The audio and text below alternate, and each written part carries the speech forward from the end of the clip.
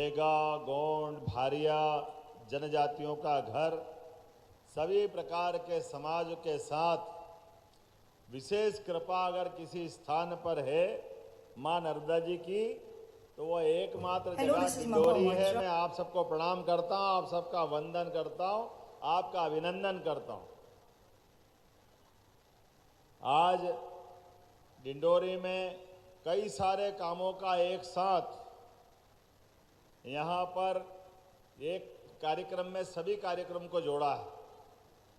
लगभग 147 करोड़ 80 लाख के 38 अलग अलग प्रकार के कामों का लोकार्पण और भूमि पूजन हो रहा। मेरी अपनी ओर से आप सबको बधाई, आप सबका अभिनंदन।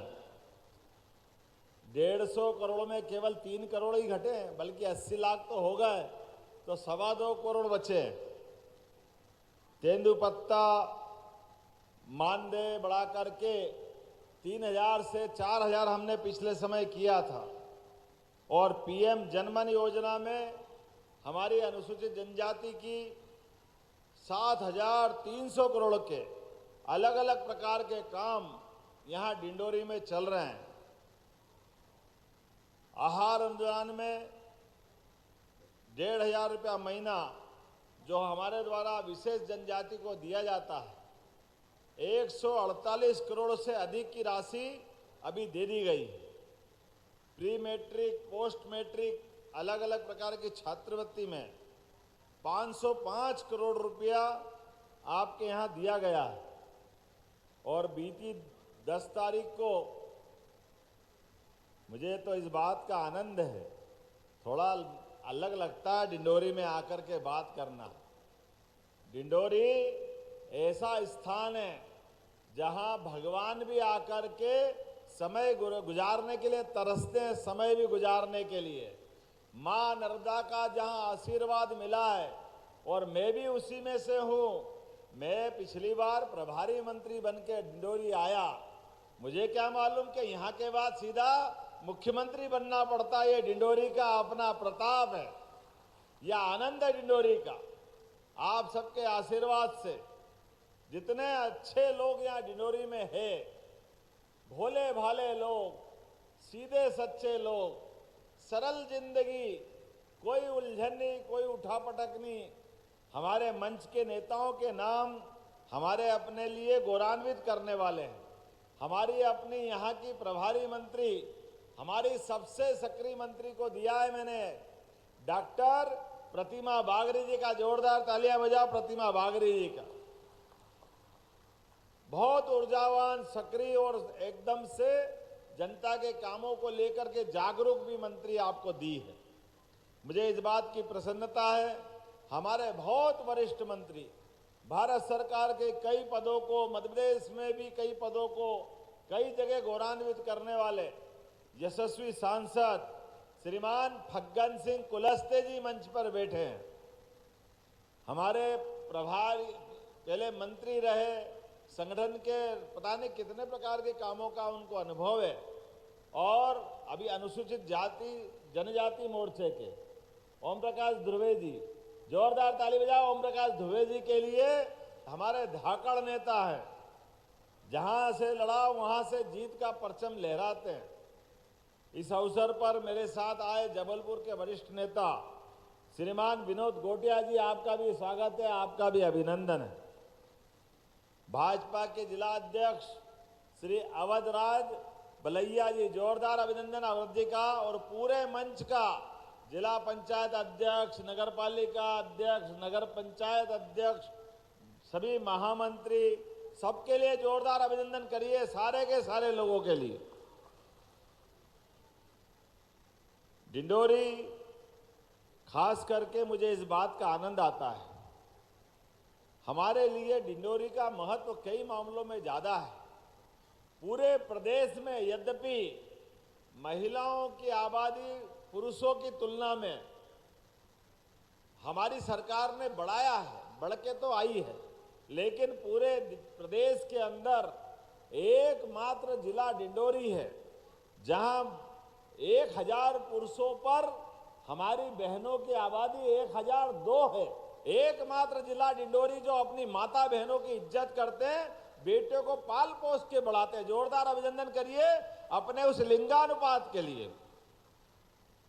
एकमात्र पार्क घुघुआ का राष्ट्रीय जीवाश्म पार्क, और यहां पर 15 अगस्त कल ही गया, आजादी की लड़ाई में नमने भज्जू श्याम जी, अर्जुन सिंह ध्रुवे जी, दुर्गा बाई व्याम जैसे सभी लोगों को, जिनको मध्य प्रदेश भारत सरकार ने पद्मश्री दिया। जोरदार अभिनंदन माननीय मोदी जी का करिए, जो लगातार यहां के लोगों को प्रोत्साहन दे रहे हैं। मुझे इस बात की प्रसन्नता है कि रक्षाबंधन तो 19 तारीख को आ रहा है, लेकिन अब राखियां देखो तो कैसा होता है, ऐसा लगता है राखी में ही डुबो देंगे। इतनी बड़ी बड़ी राखी, ऐसा लगता है कि राखी का पर्व क्या आया। और राखी का त्योहार भी होता ही ऐसा है, पूरे 12 महीने के त्योहार अलग और राखी का त्योहार सब पे भारी है। जोरदार अभिनंदन करो रक्षाबंधन के आज के आयोजन के लिए, सभी बहन बेटियों के लिए। दुनिया में कई देश हैं जिन देश की अपनी अलग पहचान है, लेकिन एकमात्र देश भारत है जो अपने भाई बहन के त्योहार का अलग प्रकार का महत्व रखता है। इस बहन के त्योहार के लिए बहन जैसे ही सावन का महीना आए, अपने आप आंखों में चमक आ जाती है, एक एहसास हो जाता है कि रक्षाबंधन आने वाला है और गरीब से गरीब भी बहन होगी। तो बहन के लिए दोनों घर में समान इज्जत है, एक मायका और दूसरा ससुराल। दोनों घर की चिंता करने वाले अगर कोई है तो हमारी लाडली बहना है, आपको प्रणाम करता हूं, आपका आशीर्वाद चाहता। हमारी संस्कृति भी इतनी बढ़िया है, अपनी नर्मदा को भी आपने मैया कह के बुलाया है, हमारी अपनी शंकर भगवान की पुत्री करके उसकी पहचान है। बोले नर्मदे महारानी की। क्या ऊपर से हेलीकॉप्टर से नर्मदा जी का स्वरूप दिखाई देता है। जैसे ही जबलपुर से खसक के इधर आते हैं, अपने आप जीवंत देवी रूपा नर्मदा जी का अपना प्रवाह, ऐसा आनंद आता देख करके। ऐसा लगता है कि ये ऐसे ही अपनी सर्पाकार नदी से बहती हुई जल की धारा चांदी की धारा की तरह दिखाई देती है, अलग ही एहसास होता है। मुझे इस बात की प्रसन्नता है, आप चिंता मत करना, बहुत जल्दी हमारे नर्मदा के ऐसे स्थान जहां बड़े पैमाने पर लोग स्नान करने आते हैं, लोगों की मान्यता है, आस्था है, ऐसे प्रत्येक स्थान पर दर्शनार्थ श्रद्धालुओं को स्नान के लिए घाट और छाया का स्थान भी हमारी सरकार बनाने वाली है। वो सभी स्थान पवित्र रूप से होंगे। मुझे लगता है कि बात कम समझ में आई है, थोड़ी जरा मैंने बोला है। अब नर्मदा के किनारे घाट बनेंगे तो आनंद आएगा कि नहीं आएगा हम सबको भी। और ये अमरकंटक से प्रारंभ होंगे, लगातार अमरकंटक, अनूपपुर, डिंडोरी, मंडला, नीचे तक नदी जबलपुर से होते हुए ओंकारेश्वर के आगे तक पूरी चिंता नर्मदा जी की हम करने वाले हैं। और इतना ही नहीं, नर्मदा जी के इन किनारों पर जिस प्रकार का समय चल रहा है, आने वाले समय में अभी फग्गन सिंह जी कह रहे खेत में सिंचाई का पानी चाहिए, ओम जी भी मांग रहे हैं। आप चिंता मत करो, नर्मदा जी के पानी से किसानों की सिंचाई की व्यवस्था भी सरकार के द्वारा की जाएगी, कोई व्यक्ति को परेशानी नहीं आएगी। जिनके खेतों में फसल लगाना है, उनके खेतों में फसल के लिए पानी और 24 घंटे गांवों के अंदर बिजली और खेतों के अंदर 10 घंटे निर्बाध रूप से बिजली देने का काम हमारी सरकार के द्वारा किया जाएगा। किसानों की अगर जिंदगी अपनी फसल लगाने से बदलती है तो ये खुशी होने वाली बात है। यशस्वी प्रधानमंत्री का अभिनंदन करो, नरेंद्र मोदी जी का जोरदार अभिनंदन होना चाहिए मोदी जी का, जिन्होंने पहली बार किसानों के खाते में अपनी तरफ से 1000 रुपया 6,000 माननीय मोदी जी के और 6,000 हमारी सरकार के, 12,000 रुपया अर्थात 1,000 रुपया महीना हमारे किसानों के खाते में जा रहा है। और लाडली बहना के 1250 अलग, लाडली बहनों के लिए 10 तारीख के दिन 1250 के अलावा 250 रुपये रक्षाबंधन की राशि भी आपके हाथ में दे दी गई है, सभी बहनों तक पहुंचाई गई है। हमारे विरोधी कहते हैं ये पैसे लुटा रहे हो, काहे के लिए दे रहे हो? अरे बहन बेटी के हाथ में पैसे देते हैं, रक्षाबंधन का आनंद बनता है, त्योहार का आनंद आता है, तो गलत क्या है? अरे बहनों के हाथ में पैसा देने से नारी सशक्तिकरण की दिशा में काम होता है, नारी सशक्तिकरण की। अब आपको तो ये समझ में आएगी नहीं, क्योंकि माता बहनों की इज्जत करना ये एकमात्र पार्टी है भारतीय जनता पार्टी जो इसके बारे में चिंता करती है। बड़े जवाबदारी के साथ कहना पड़ रहा है। हमारे अपने कामों के लिए अभी डिंडोरी में बहुत गुंजाइश है। आज थोड़े समय की कमी है, मैं लंबा नहीं बोलना चाहता हूं, लेकिन ये जो आप रक्षाबंधन का त्योहार मना रहे हो, अपने 250 रुपए से कोई मिठाई खरीदेगी बहन, कोई कपड़े लेगी, कोई और सामान लेगी, और जैसे ही 19 तारीख के दिन अपने सगे भाई को राखी बांधेगी, ये मान के चलूंगा मेरे मस्तक पे तिलक लग गया, आपका आशीर्वाद मुझे मिल गया।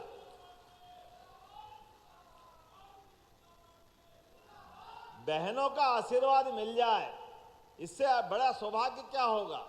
और आप भी चिंता मत करना, अभी तो ये शुरुआत है। 250 रुपये अभी रक्षाबंधन पे दिए हैं, आने वाले समय में ये पैसे और बढ़ते जाएंगे लगातार। और धान के ऊपर भी हमारी सरकार जैसे गेहूं पे बोनस दे रही है, धान के ऊपर भी बोनस दिया जाएगा। कोदो कुटकी के लिए भी आने वाले समय में एमएसपी के माध्यम से आप सबको भी सरकार रागी के बराबर फसल के लिए खरीदे की व्यवस्था करेगी, रागी के बराबर। हमारे किसान भाई बहन की जिंदगी अच्छी होना चाहिए। और पशुपालन कौन करता है? दूध किस किस के यहाँ होता है? हाथ खड़े करके बताओ, दूध किन किन के यहाँ पशुपालन होता है? दूध वाले जो जो लोग हैं वो हाथ खड़े करो। अभी जिनने हाथ नहीं खड़े करे वो भी कर देना। आने वाले समय में दूध खरीदने के लिए भी हमारी सरकार बोनस देने वाली है। बोनस उनका भी अपनी जिंदगी अच्छी होना चाहिए। पहले खेती से आमदनी हुई, खेती से जिंदगी अच्छी हुई, अब दूध के लिए भी होना चाहिए कि नहीं होना चाहिए? हमारी सरकार संवेदनशील है।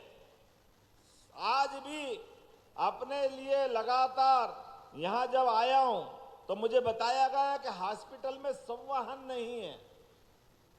पूरे डिंडोरी जिले में कोई भी हॉस्पिटल में अगर किसी की मौत होगी तो आपके लिए सरकार के द्वारा उनको घर तक पहुंचाने के लिए संवहन की व्यवस्था हमारी सरकार के द्वारा की जाएगी।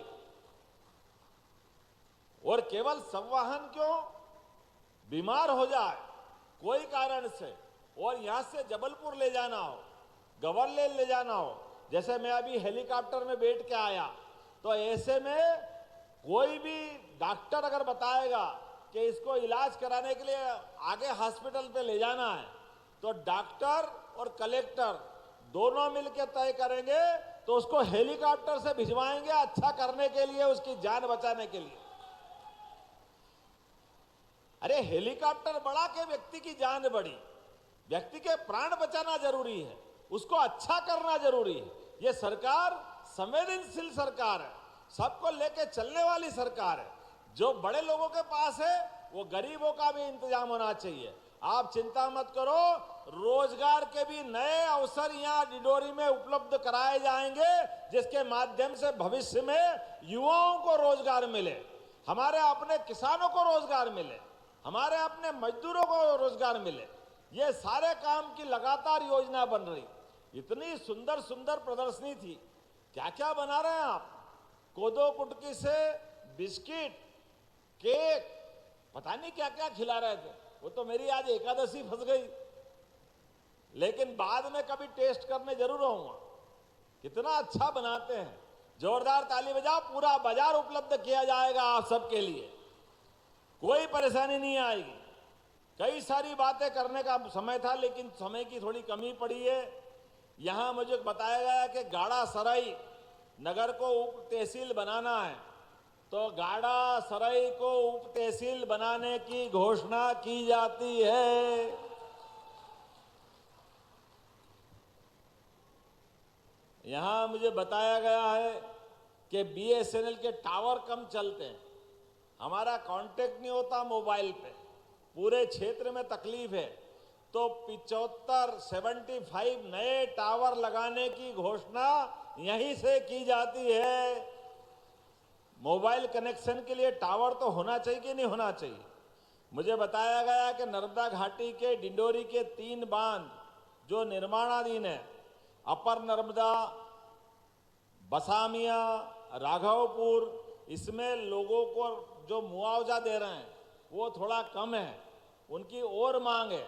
उन सबको अपने स्तर पर बांध का मुआवजा बढ़ा के देने की घोषणा की जाती है उनके अपने जीवन में, ताकि बांध से सिंचाई भी हो और लाभ भी मिले।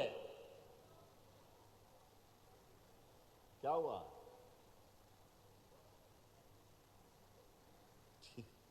अब ये हमारे अपनी सरकार है यार, आप अपना बुला लेना, हमने कहा है। जोरदार ताली बजा, देने वाले तो हम ही लोग हैं ना। ओम जी ध्रुवे ने मांग करी और हमने दिया, तीनों बांध के लिए जोरदार ताली बजा। ओम जी पूर्व विधायक थे यहाँ के, इनकी मांग पे दे रहे हैं। हो गया। इस अवसर पर कोदो कुटकी की बेहतर व्यवस्था खरीदने की जाएगी, मार्केटिंग कराएंगे। डिंडोरी के हॉस्पिटल में डॉक्टरों की कमी बताई है। क्यों डिंडोरी में डॉक्टरों की कमी बताई है? डिंडोरी में डॉक्टरों की कमी बताई है तो सर्जन भी दिया जाएगा, और जो जो आप मांगोगे सारे डॉक्टर का प्रबंध करने की यहीं से घोषणा की जाती है। मुझे बताया गया कि एम्बुलेंस की कमी है, बीमार होता है घर से एम्बुलेंस लेके आने में थोड़ी तकलीफ आती है, तो सब वाहन और एम्बुलेंस ये दोनों की यहीं से देने की घोषणा की जाती है। बात तो बहुत सारी है। अभी तो यहां पर आयुर्वेद का मेडिकल कॉलेज की, लाइए वो कागज भी दे दो, आयुर्वेद के मेडिकल कॉलेज की घोषणा करना थी, तो डिंडोरी के अंदर मेडिकल का आयुर्वेदिक कॉलेज भी खोला जाएगा। वो नर्मदापुर से मुड़की तक का 2 लेन डिवाइडर सहित भी बनाने की यहीं से घोषणा करता हूं। ताली वाली जब बजा, मजा ही नहीं पड़ रहा क्या हो रहा है ये। बजाग विकास खंड की चकरार नदी में बच्छर गांव से गाड़ा सराई मार्ग हेतु पुल बनाने की मांग की गई थी, ये पुल बनाने की भी घोषणा की जाती है।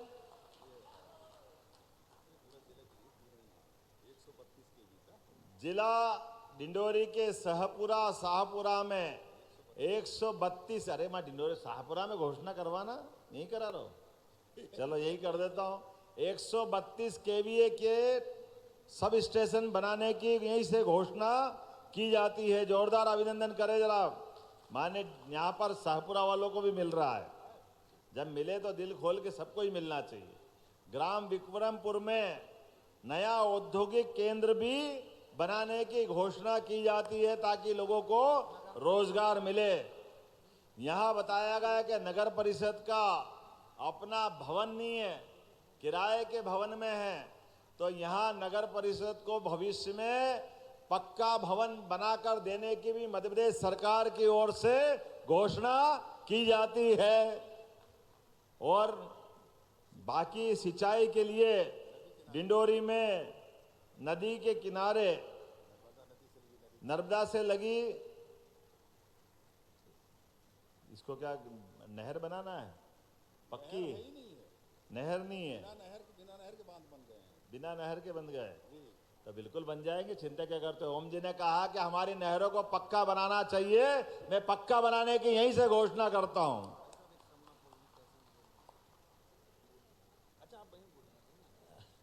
अभी इनने कहा कि समनापुर को तहसील बनाना है। हमने कहा समनापुर वाले बुलाए, वहीं कार्यक्रम करेंगे, वहीं घोषणा करेंगे। होना चाहिए कि नहीं होना चाहिए? जहां का आदमी वहां बैठ करके उसकी बात करे। तो मैं अगली बार 100% समनापुर में आकर को उसको तहसील बनाने की यहीं से घोषणा करता हूं। समनापुर को भी तहसील बनाया जाएगा। अब मीठा गन्ना तो जड़ से मत खाओ, थोड़ा छोड़ भी दो। अगली बार भी आना है, एक ही बार नहीं आएंगे। लेकिन चिंता मत करो, हमारे अपने गोपाल कृष्ण की भी जन्माष्टमी आने वाली है।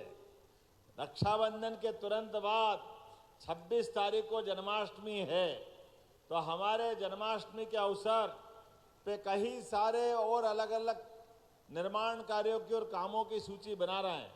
मैं उम्मीद करूंगा आपके लिए आने वाली जन्माष्टमी, रक्षाबंधन, सारे त्योहारों की अभी से मंगल कामना देता हूं, बधाई देता हूं। बोलिए भारत माता की, भारत माता की।